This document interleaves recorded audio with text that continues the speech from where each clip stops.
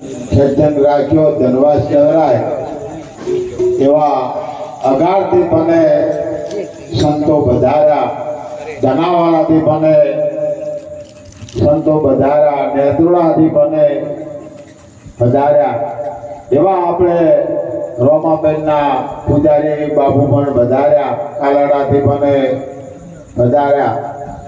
ધનવાસ કહેવાય કેમ કે મનુષ્ય અવતારમાં બીજું બધું આપણે સંપત્તિ મળે છે, ધને ઘણું મળશે એમ કે માએ ઘણી પણ ભજન વસ્તુ ભાયકશાળી હોય તો જ આ વાતને બનતું હોય છે, ને કે મેળ પડે એવો નથી.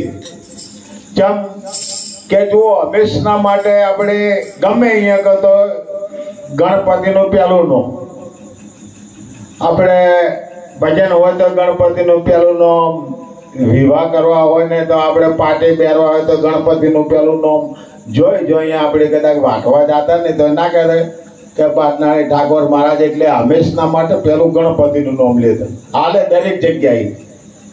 એટલે જેમ કે ગણપતિની ઉપના પરમાત્માએ ત્યારે 78 તીર્થ કરવાના હતા. શિવની પાર્વતી બે જણા બેઠા એટલે એને એમ જ કીધું કે ભાઈ 78 તીર્થ કરીને આવો અને હું તમને આશીર્વાદ આપી દઉં.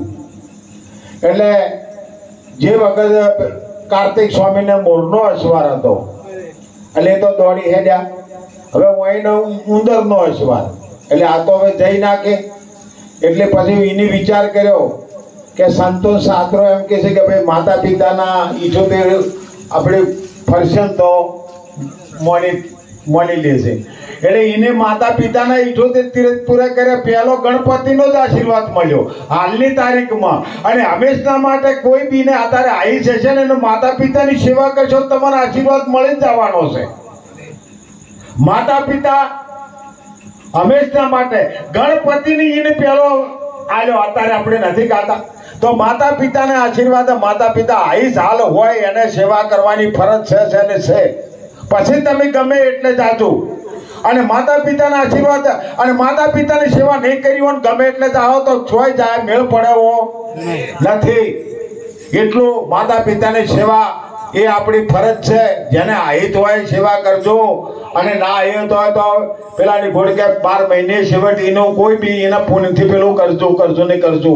જેમ કે હંમેશના માટે જો પહેલા યુગમાં પહેલા જ રાજા થઈ ગયા, પહેલા જ રાજાએ શું કીધું કે એ વખતે મિલાડીના પચા નેબાડામાં પકવીનો છે તારે કુંભાર ને કુંભારી બે જણા ખાલી રોમ રોમ રોમ સોનો મનો કરતા હતા. તાર કોઈ ભજન કરતું નતું. જેમ કે એનો બીક હતી, રાકંજની બીક હતી, કોઈ ભજન નતું કરતું.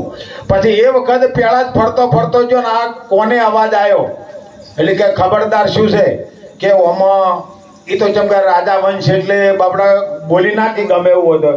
પછી એને કીધું કે બાપુ ઓમાં આવી રીતનું બન્યું છે, ઉગારે તો રોમ ઉગારે, બીજું કોઈ ઓમાં ઉગારી કે નહીં. તો કે હવારે હું આવું એ વખત આર્યો નેબાડો ખોલજો. હાજુકલો ખોલ્યો એટલે એમાંથી બિલાડીને બચ્ચા હાજર નીકળ્યા. એટલે પછી મને કીધું કે ના આ મારા બાપને ભજવા કરતે આ ભજવાનો ફેર પડે છે, અલગ છે. આ તો કે રોમ છે તો વાત સાચી છે. હવે એ યુગમાં રોમ પહેલા યુગમાં થઈ ગયા અને આપણે 33 યુગમાં રોમ થઈ ગયા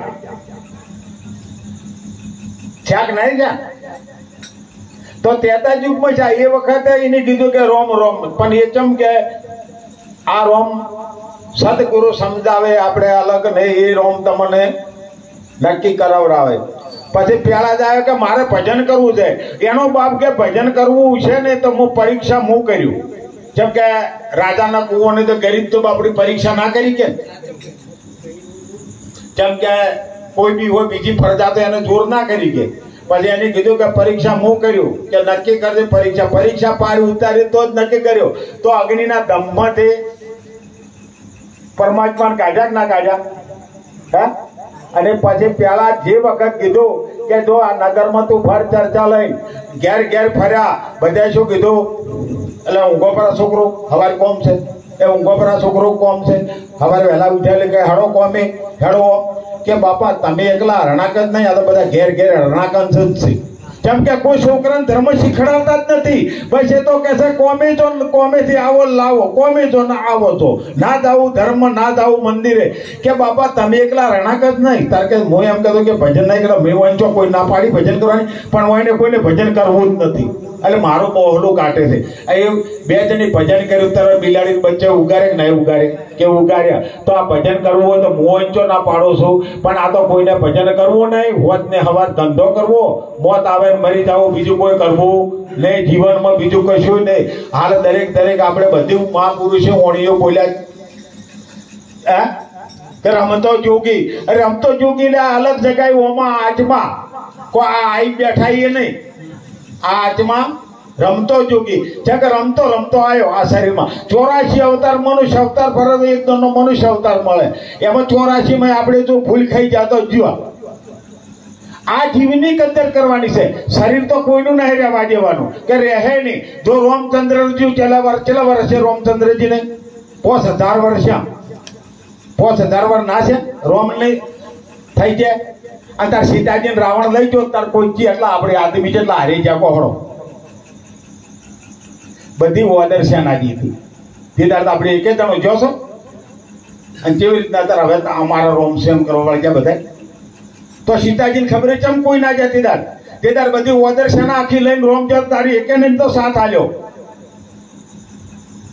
એટલે મનુષ્ય છે ને સવારથી ખાલી છે, સવારથી. તાર એ વખત સીતાજીની પાસે હનુમાનજી બધે ઓદર સેના જીતી ને. પાલી બોધમાં મેં ઓદર સેના જીતી, યુદ્ધમાં એ જીતી. તો આપણે વિચાર કરો કે એ વખત એ લોકો ઓળખી જતા. પેલો કે પગમન ધોવા જો રઘુરાય શક પડ્યો મનની મોય, એને ખબર પડી હતી પેલા કે નાવડા વાળા. અને આપણા ઉપરથી રેડિયો જોતો આપણે તો તાજીને બેસી જતા. તો એને ખબર પડી હતી કે પરમાત્માનો અંશ છે. એ વખત નાવડામાં પગ કે મને ધોવા જો રઘુરાય. એટલે હંમેશના માટે મનુષ્ય માત્રને ભક્તિ કરવાની કબૂલ કરીને આયા. આપણા માતા પિતાના જે વખત જન્મોત્સવ તાર કોને કરેલો છે.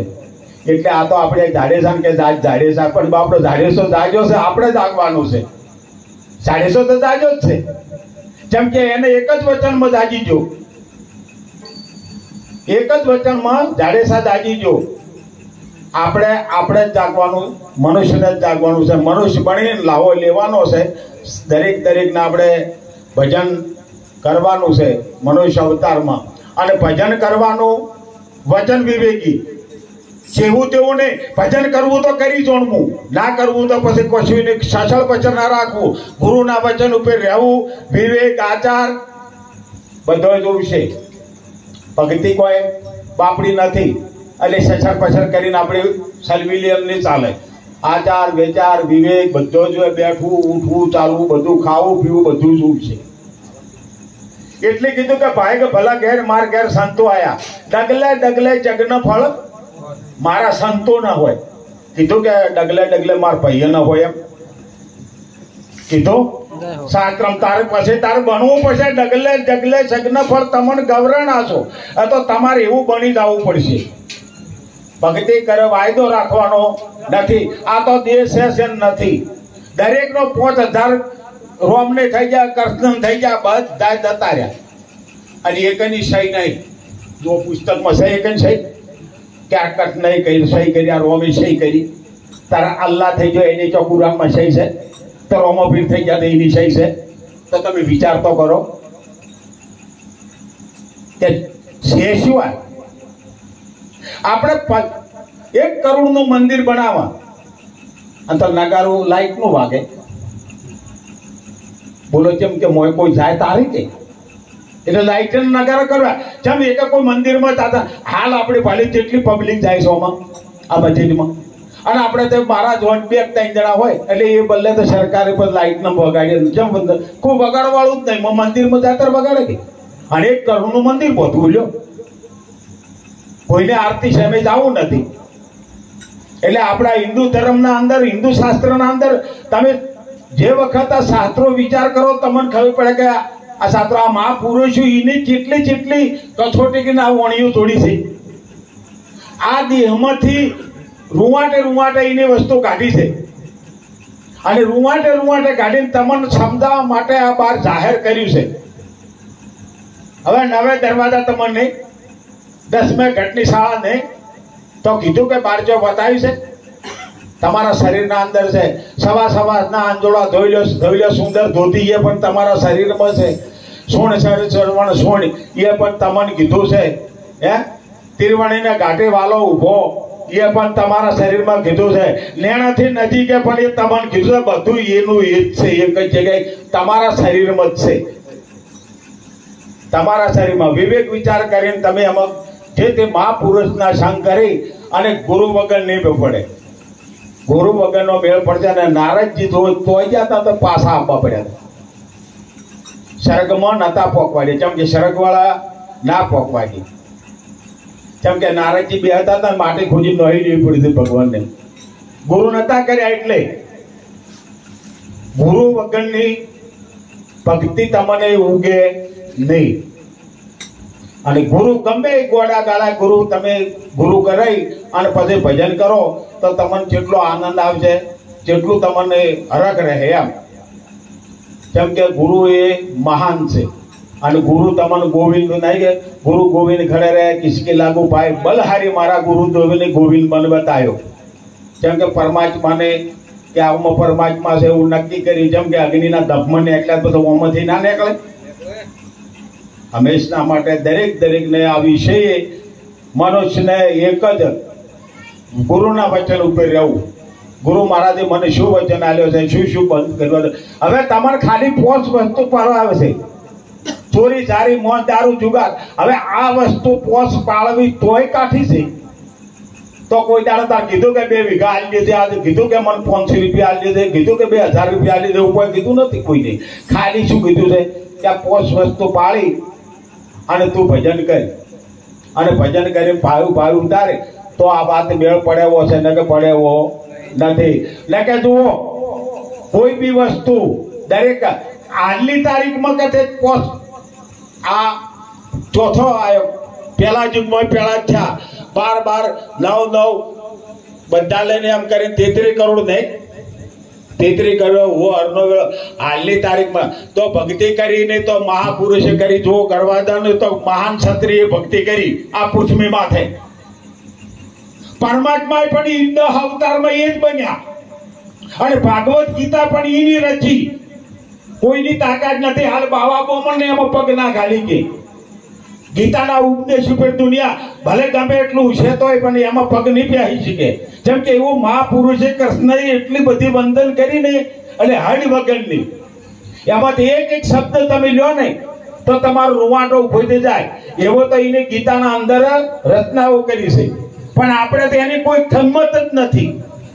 હિન્દુ ધર્મના શાસ્ત્રના આપણે ખબર જેમ બન્યું એમાં અવળા માર્ગે દોરણા જોઈ જાય ઓમ માર્ગે જા. હમણે ભૂવો કે કાલી પેલો માગુણ આવે ને તો પાછી દોણાલો કે તમારું ઓમ થઈ જાય તો તમે મોલીને બેસી જતા લ્યો બસ સારું કરશે. એટલે માર્ગે થઈ ગયું લ્યો.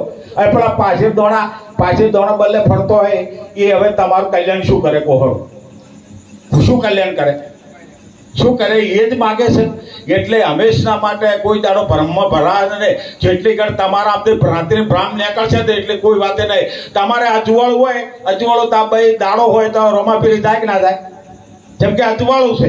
હવે અત્યારે રાતની બહેની કે ના મને બીક લાગે. જેમ કે અંધારું છે ને એટલે તમારા શરીરમાં અંધારું છે એટલે બધું બીક લાગશે. આ તો ઓમથી આવશે ને આ તો ઓમથી આવશે ને આ મનમાં નોકશે આ રે ઓમ કરશે એવું થવાનું જ છે. જેમ કે અંધારું છે. જ્યારે તમારા અજવાળું શું કોઈ બીક જ નથી. તમારા છબી આ દુનિયાના અંદર મનુષ્ય અવતાર આત્મા એ પરમાત્મા છે.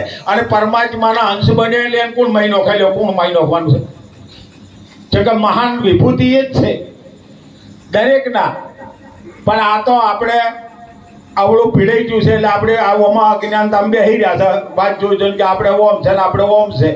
એના કારણે પાછા પડ્યા કે આ સુધી અધિવતા. અને જેટલી કડે આળો છે એટલી કડે નહીં બને. વ્યસન કોઈ બી હશે તો નહીં બને. આ 5 વસ્તુ તો ત્યાગ કરવી પડશે.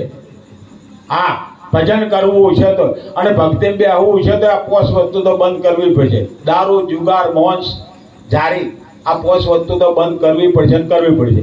પછી ભલે તમે મોડા વહેલા ગુરુ કરાવો તો કરાવજો. પણ આ 5 વસ્તુ કરી દેજો ન કે દુઃખના અધિકાર બનશો કોઈ બી હંમેશના માટે. જેમ કે ધર્મ મહાન છે તો તમે એટલો નથી વિચાર કરતા કે પેલા મોઢ ભરીથી પીઓ છો, આ તો પરમાત્માનું છે, પરમાત્માનું ભજન છે અને પરમાત્માનું મંદિર છે, તો આપણે થોડુંક વિચારી કરીને જઈએ. આ મુસલમાન એટલે છે, પણ હાલ જો નહીં ધોયા વગર અંદર નહીં જઈ ગઈ. અને આપણે તો જેમ આવ્યું એમ છે કે જેટલા દાડી નાયા હો કે જેટલા દાડી પેલા હળુડ પછી વાત જ આવી. એટલે આપણે વિવેક નહીં રાખ્યો, હિન્દુ ધર્મના અંદર વિવેક નહીં રાખ્યો. એટલે વિવેક ને પેલો કર્યો એટલે જેમ ફાવે એમ આપણે રહ્યા. પછી તમારા ઉપર કોઈ ગુરુનો ભાર નથી, કેનાથી તમે પીઓ? ગુરુનો વચન પડે તો ગુરુના વચનથી તમે પીએ છો. એટલે કે ગુરુના નહીં વચન એટલે કે આપણે પીવાના નથી. જેમ ફાવે એમ કરો તો ભજન બનશે નહીં. અને ભજન કરવું ને વરવું તો પછી એમાં બાકી કોઈ રાખવાનું શું ગમ રહે? આ દેહ છે કાલ જતો રહે ને. આ જુઓ મંથોજી ભજન કર્યું, દાલપુત્ર ભજન કરે છે ને, એમ તમે ભજન કરશો ને તમારા બાળકને સંસ્કાર શીખડાવશો તો એ કાલે ભજન કરશે, તમારું ભજન કરશે નહીં, તમારી પેઢીને તારશે હંમેશના માટે. એટલે કે કોઈ બી અંદર છે ને જોયાને જેટલી ઘડ સમજે નહીં હોય તો પેઢી ડૂબી જશે. રોમચંદ્રજી આ વાત હતા પેઢીની. જેમ કે પરંપરા ના હાથવી જા હંમેશના માટે દરેક જોઈ લો તમે, પરંપરા હાથવી ના જા. પણ જેટલી ઘડ આપણું કહ્યું કે હાથવા એટલી ઘડ હાલની તારીખમાં તમે 100 રૂપિયાનો 50 રૂપિયાનો દારૂ પીવો તો 50 રૂપિયાનું દૂધ લઈને તમે છોકરાને ખવાડો તો કાલે પાવડો લઈને કોમ કરશે. તો તમે એકલા ખાલી એમને પીને આવ્યા એટલે શું વળવાનું છે? કદાચ 500 ગ્રામ મોંચ લઈને કાઢું એમાં તમારું શું થયું? પેલા કેટલા છોકરા? તો હંમેશા માટે તમારી ઉંમર સમય છો એટલે બાળક અમે ધોન રાખો. હવે તમારે બધી ધોસોડી નાખો કે મારે જીતવું એવું તો હવે 40-42 વર્ષે આપણે મરવાનું ગોતવું પડશે. અને બાળક ઉપર ધોન રાખો, ભણાવવાનું ધોન રાખો, છતાં હવે વ્યસનોથી બંધ કરીને એને દૂધ પાવો, એને તેલ ખવારો. પછી ખાલી પેલું કરવું છે મારે ફાવે એમ કરું ને પછી છોકરાને શું કે છે કે દાદી પર પાવડો લઈ હવે શું થાય? સમજો. બોલો સતગુરુ દેવનો જય.